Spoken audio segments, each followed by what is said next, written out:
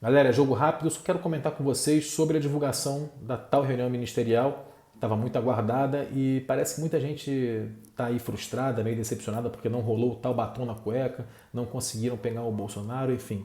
E eu só queria dizer para vocês rapidamente, não vou me alongar no vídeo de hoje, que a mídia e o STF erraram. E erraram mais uma vez por quê? Porque fizeram uma grande teatralização para tentar derrubar ou manchar a imagem do Bolsonaro, baseados sempre em valores morais. Estão atacando o Bolsonaro ou tentando atacá-lo naquilo onde ele é mais forte, no aspecto moral. A figura moral, né, o aspecto ético do Bolsonaro está muito enrijecido na imagem de muitos brasileiros, no imaginário de muitos brasileiros. E quando você tenta continuamente abalar essa imagem, acaba que o Bolsonaro ele sempre consegue reverter esse processo saindo como vítima das circunstâncias, dizendo que está havendo uma grande conspiração para tentar derrubá-lo do poder. Por que eu digo isso? Eu digo isso porque quando a mídia tenta ali dizer que o Bolsonaro está tentando intervir na Polícia Federal, quando a mídia tenta criar uma imagem de um Bolsonaro interventor ou de um Bolsonaro autoritário, a mídia está tentando mostrar, obviamente, que ele está cometendo erros do ponto de vista constitucional, mas esquece que a população, em grande maioria, está de saco cheio das instituições tradicionais da República. Esquece que ela, a própria mídia, durante alguns anos, construiu uma narrativa de corruptibilidade das estruturas do Estado que gerou, na cabeça de grande parte da população, uma repulsa às instâncias e às estruturas do próprio Estado. Então, quando a mídia tenta acusar o Bolsonaro de ser interventor, a mídia só está fortalecendo a imagem do Bolsonaro. Porque o Bolsonaro está dizendo que, olha, eu tenho que intervir, eu tenho que mudar, eu tenho que botar alguém da minha confiança naquele cargo para poder executar as políticas através das quais eu me elegi.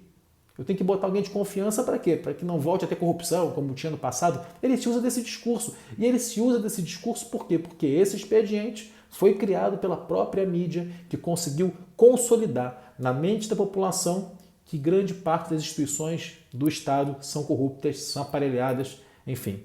Então, a mídia tenta demover o Bolsonaro ou bater nele utilizando de um expediente onde ele é forte, no campo onde ele joga bem. Esqueçam, não vão conseguir nada com isso. O Bolsonaro hoje dorme mais forte, porque mais uma vez deu de 7-1 nesse grande teatro que foi armado. Eu só queria dizer para vocês que estão aí me assistindo para ficarem atentos em duas questões, e aí sim essas eu acho que são muito relevantes e merecem a nossa atenção. Dessas questões que rolaram aí na reunião ministerial, uma delas é a fala do Paulo Guedes. O Paulo Guedes claramente está falando para o mercado financeiro, o Paulo Guedes claramente está falando para os investidores internacionais e para todo esse grande esquema de um poder secreto que está em volta do governo, que ainda financia esse governo, que ainda dá suporte e avaliza o governo Bolsonaro.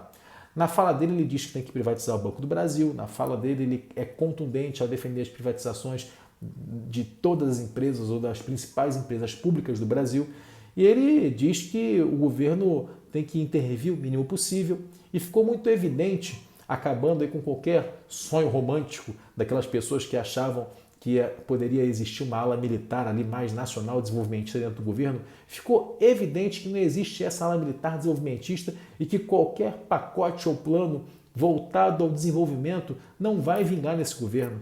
Esse governo está comprometido 100% com o ultraliberalismo de Paulo Guedes e eu acho que esse aí é um ponto que a gente tem que explorar. Saindo do debate moral, é o debate econômico, porque se existe aí um grande tendão de Aquiles no governo Bolsonaro é a economia, porque a gente sabe que esse modelo ultraliberal do Guedes não vai dar em nada, pelo contrário, vai aprofundar a crise social e econômica que a gente vive. Então a primeira coisa é observar o discurso do Guedes, é um discurso perverso. Se a gente pensa qualquer tipo de unidade no campo progressista, no campo democrático, contra o fascismo, seja o que for, essa unidade tem que passar permanentemente, indelevelmente, para uma unidade também contra esse modelo ultraliberal do Paulo Guedes. Não há unidade sem colocar em pauta esse modelo ultraliberal. A gente tem que se antagonizar isso. Se há algo de grave, é esse modelo. Se há algo contra o trabalhador, contra o povo brasileiro, é o modelo representado pelo senhor Paulo Guedes. O segundo ponto que eu queria abordar com vocês é quando o Bolsonaro fala sobre a questão de armar a população. Ele fala em muitos momentos isso. No discurso que ele deu depois fora do palácio, ele também fala que o desejo dele é armar a população. E o Bolsonaro, ele se inspira ao falar isso, né, em outros exemplos internacionais, né? O próprio Hugo Chávez, que já foi referência para o Bolsonaro, ele já disse isso em entrevistas lá no passado. O Hugo Chávez também armou sua população, obviamente que tangenciando ou se pautando por uma revolução à esquerda, né, bolivariana, da pátria grande, visando um outro modelo social e econômico, e o Bolsonaro visa armar a população no sentido de conseguir concretizar uma revolução conservadora. E sim, existem revoluções conservadoras, rompimentos abruptos da institucionalidade em nome do magnata conservador e de direita, é o que o Bolsonaro vai tentar fazer. E é importante a gente dizer que ele vai tentar fazer isso porque a direita brasileira, a ultradireita brasileira, se apropriou das bandeiras e da pauta e do movimento revolucionário enquanto método de ação política. Enquanto a esquerda brasileira, nos últimos anos, se permitiu ser absorvida, né, pelo modelo das negociações, pelo ultrapragmatismo quase fisiológico de negociações para se manter no poder, o Bolsonaro está se utilizando do expediente revolucionário que sempre foi pauta, né, metodológica das esquerdas e está conseguindo assim mover os desejos, os impulsos da população, uma população que está sofrida, uma população que está, enfim, espizinhada. Ele está conseguindo trabalhar com isso a partir desse estímulo ao ódio, desse estímulo aos impulsos mais perversos de uma população tão sofrida que é a população brasileira. Isso é importante a gente lembrar. E quando ele fala de armar a população, e ele falou isso várias vezes, inclusive tentando criar um ambiente de sublevação contra governadores e prefeitos, dizendo que populações ou povos que estejam ali sendo reprimidos por estarem cometendo aglomeração poderiam, se tivessem armados, se levantar contra aquelas autoridades estaduais ou municipais. Ele claramente faz um movimento e ele diz que ele faz esse movimento no sentido de proteger a população de supostos tiranos, né, da tirania ou de governos totalitários ou de ditaduras. Isso é falso. O que o Bolsonaro está fazendo, na verdade, é criar um ambiente para armar as suas milícias. Ele quer armar o seu exército particular. Essa é a grande realidade. Ele cria uma movimentação no sentido de armar o seu exército particular e deixar toda a população desarmada, refém desses grupos e dessas ondas de gangues de ódio que vão se formar com pessoas armadas. Eu acho que a gente tem que ter todo cuidado com isso, se atentar a isso. Eu, particularmente, mesmo sendo um indivíduo progressista, sempre achei que a população deveria ter o direito a usar arma de fogo, sim.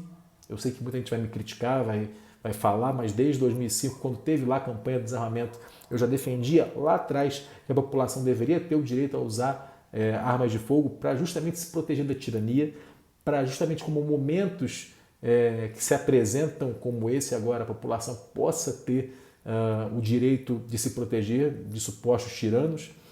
Fato é que nesse momento há um cenário armado de grandes proporções que podem viabilizar um totalitarismo real. E eu faço novamente um recado e um apelo aqui aos amigos e grupos de esquerda, mais progressistas: não vai ser com bambolê, não vai ser com nota de repúdio que a gente dessa vez vai conseguir resistir ao ódio, à intolerância e ao autoritarismo obscurantista que está se apresentando. Vai ser com muito mais que isso. Preparem-se, de verdade. Organização, disciplina. Esquece blá blá blá. Esquece mimimi. Galera, esse é o recado que eu dou para vocês. Vamos ficar atento porque hoje à noite os bolsonaristas vão dormir maiores. É uma pena, mas isso vai exigir da gente agora mais estratégia e percepção do jogo político. Não dá para atuar de forma atabalhoada como a mídia atua hoje. Não dá para a gente atuar dentro desse circo achando que vai ganhar o Bolsonaro no âmbito ou no aspecto moral. Valeu, galera. Boa noite.